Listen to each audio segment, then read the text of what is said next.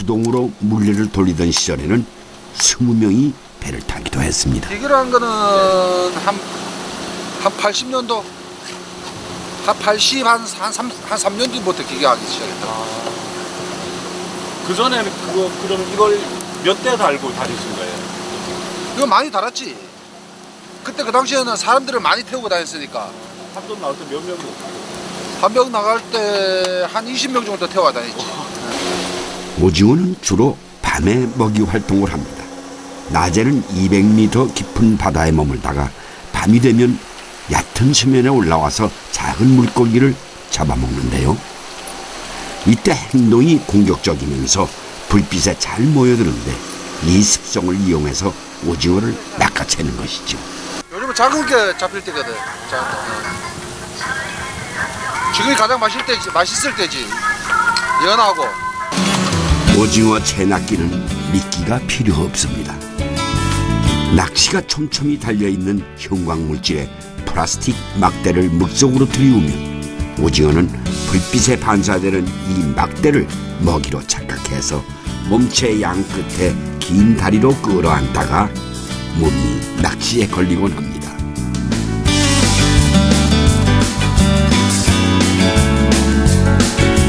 불빛을 따라 몰려드는 오징어는 갈매기들에게도 풍성한 밥상을 마련해 줍니다.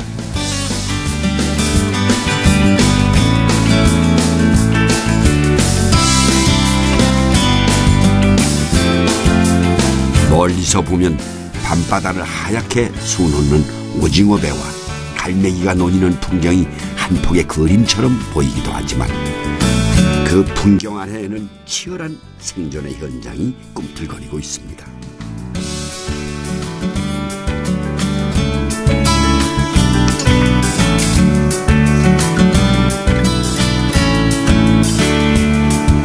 집어등 열기 아래 어부들의 얼굴이 수수빛으로 벌겋게 익어갈 무렵 선장이 야식을 준비하기 시작합니다. 밤낮이 뒤바뀐 어부들에게는 야식이 곧 점심인 셈이죠. 한 30분 이상 삶아야 돼요. 왜요? 약간 덜 삶아지면은 그 설사하고 내장이 덜 익으면 먹으면 설사하고 이래서 완전히 내장을 익히고 난 다음에 먹어야 된다고. 무더운 여름밤 밤새 땀을 흘려야 하는 동료들을 위해서 선장이 솜씨를 발휘합니다. 한창 바쁠 때는 컵라면으로 대충 끼니를 때울 때도 있지만 시간이 허락하는 한 제대로 밥상을 차려냅니다. 맛으로 먹는 것이 아니라 생존을 위해서 차려내는 밥상.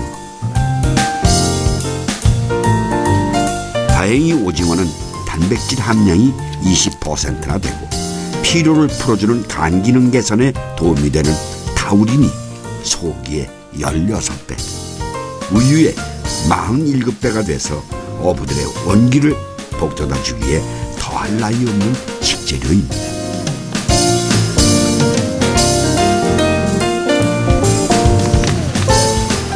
뱃사람들은 바다에서 대강 이래 썰어가지고 이래 먹는다고 물러가지고. 오징어 물회는 원래 배 위에서 속풀이 해장을 위해 만들어 먹던 음식입니다. 술 많이 드시고 이래 나오면은 그냥 작물에다가 물에 말아가지고 마시고 이랬다고. 가늘게 썰은 오징어와 채소에 초고추장이 맛이 충분히 배어든 후에 물을 붓는데 조업이 바쁠 때 간편하고 국수나 밥을 말아 먹기에도 좋아서 어부들이 즐겨 먹는 음식이기도 합니다. 한창 더울 때 시원하게 속을 풀어주는 어부들의 패스트푸드인 셈이지요.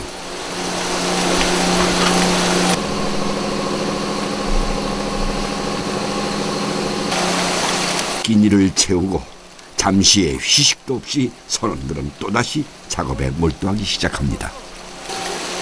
동틀 무렵까지 10시간 가까이 계속되는 작업이지만 바쁜 손을 늦추는 이는 없습니다. 주문진 어부들에게 오징어는 생계와 직결되는 중요한 어종이기 때문인데요. 이날 잡힌 오징어는 모두 1000여 마리. 한창 때 절반에도 못 미치는 양이지만 첫 술에 배부를 수는 없습니다.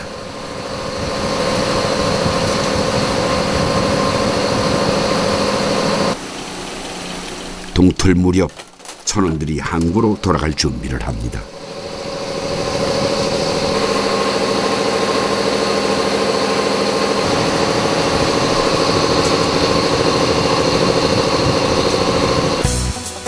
조업이 끝나고 아침 해가 밝으면 오징어 배의 불빛 대신 푸른 물결이 반짝입니다.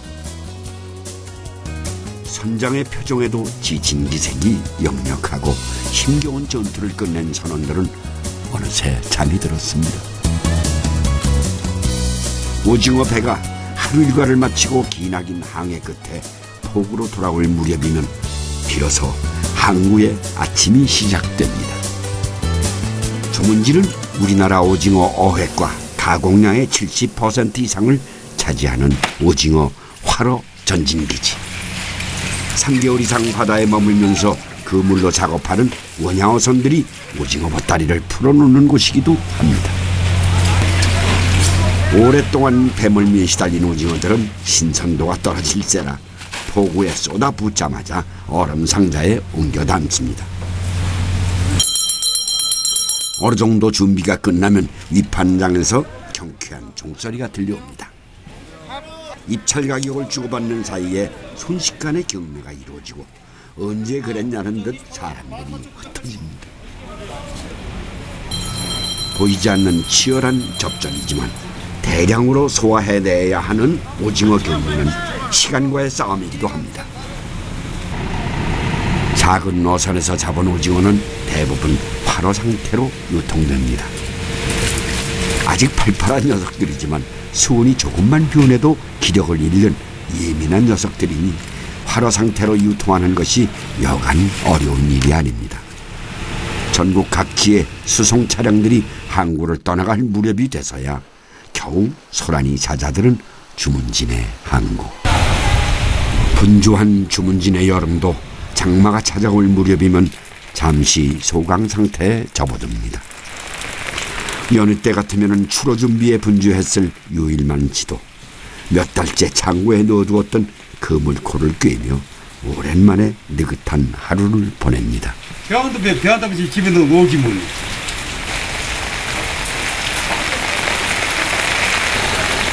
밤샘 조업을 하다 보니 좀처럼 같이 외출하는 법이 없었던 부부가 나란히 발걸음을 옮깁니다.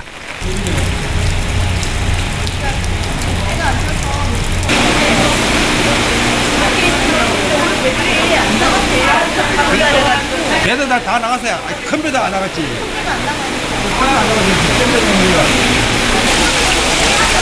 며칠째 어선에 발이 묶인 탓인지 시장에 넘쳐나던 물고기도 수량이 적잖이 줄었습니다. 사정은 오징어도 마찬가지입니다.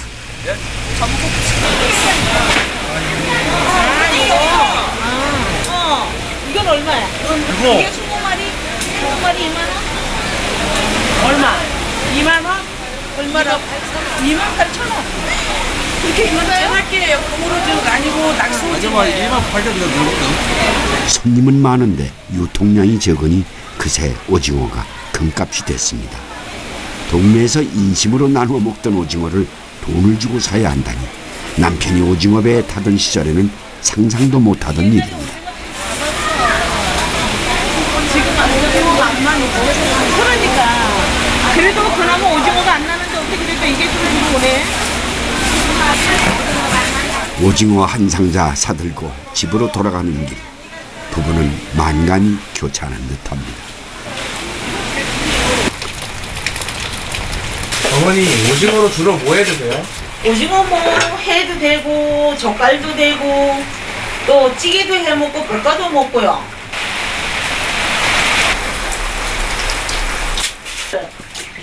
채낚기가 아니고 물레로 잡았잖아. 물레. 놀아도 놀아. 물려도 송어도. 그러니까 그게 물레 벌레 잡았잖아. 물레 가지고 잡아서 왜 이렇게 하기 힘들었던지. 응? 그래서 애들 공부 가르치고